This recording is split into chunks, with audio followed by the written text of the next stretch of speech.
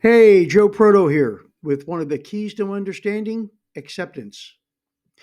Your capacity to allow people to live a truth completely opposite to yours without shutting off your compassion for them is a reflection of how powerful your love is.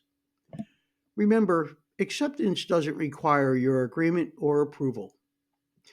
Acceptance of others, their looks, their behavior, their beliefs bring you an inner peace and tranquility instead of anger and resentment. The greatest gift that you can give to others is the gift of unconditional love and acceptance, as acceptance is simply the practice of love. When you love, you accept. When you lack love, you judge. The spiritual journey is the replacing of fear and prejudice with the acceptance of love and understanding. So let's try loving one another rather than judging one another. Enjoy the day.